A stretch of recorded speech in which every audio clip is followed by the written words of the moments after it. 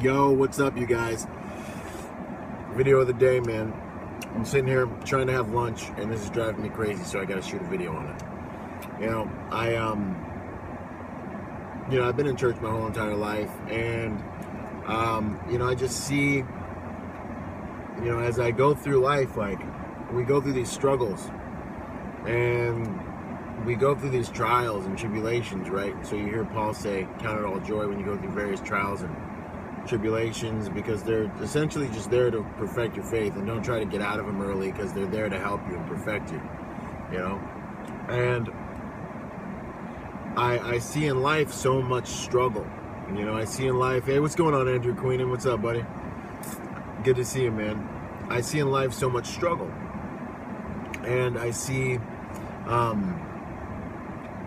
that it's just a component of life. And I see, I hear in church they're talking about how, God's going to rescue you, and, those who wait on the Lord shall renew their strength and mount up with wings as eagle. But the whole entire thing is, kind of painted as, God's going to come up out of nowhere and, rescue you out of your problems. And it's all, take my burden is easy and my yoke is light and all that stuff.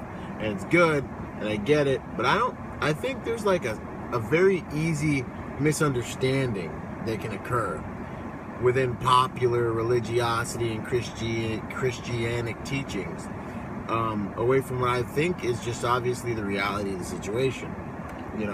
I just think, and I think that being able to observe without judging is a skill set that can really help us, gain a lot of understanding in life. Because I think mankind tries to classify things as good and bad, and this is so good, this is so bad. What do you know about good and bad? What do you know from this little, as a human being, where we're at in life? What do we really know is good and bad? If you're going the biblical route, at one point in time, it was good to drown every man, woman, and child on earth. You know what I mean? At certain times, what's good and bad is something that's so subjective, objective, and usually above us from our finite perspective and available perception, that it's don't try to judge good or bad in your life. But rather, I say, train to a standard to where no matter what happens, you and God are going to be able to handle it. Because that's the whole entire point of this thing, man. You do not see in the Bible, in any single Christian's life, at any point. What's up, you guys?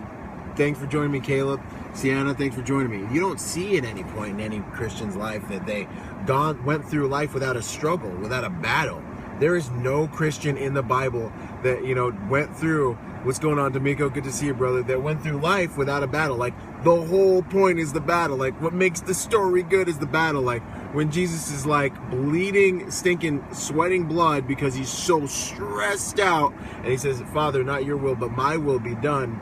You start to realize that, this whole life and everything in it is just so beautiful. It's gorgeous. When were you not in God's hands? At what point in your life have you not been in God's hands? And so we sit here and we judge. And our stumbling block is our judgments and perceptions of what's going on.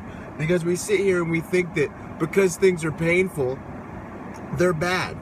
When in all actuality, that's when you're getting the work done. You go to the gym, you feel the pain, that's when you're getting the work done. You wake up early, you're running under the streetlights, that's when you're getting the work done.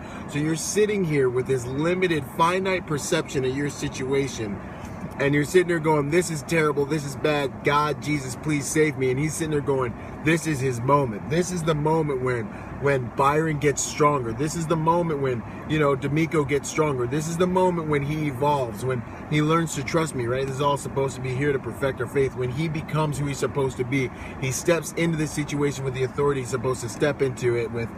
This is the moment when he learns to trust me and walk through this, or becomes more of a stronger, harder, capable person to do what it is he's called to be. This is when he develops those muscles, and without the struggle, he'd be underdeveloped. And then we look around in life, and we see, not only is there no single person in the Bible that God ever used that didn't struggle, because struggle's appropriate for achievement and success and everything that God calls us to be in life. That's the point. But in life, you see the natural processes of things. Struggle is the way you get stronger. And so I want to encourage you that if you're going through a struggle right now, if you're going through tough stuff right now, it's not because you're bad. necessarily. It's probably not because you're sinning. I mean, it's not because any of that stuff, man.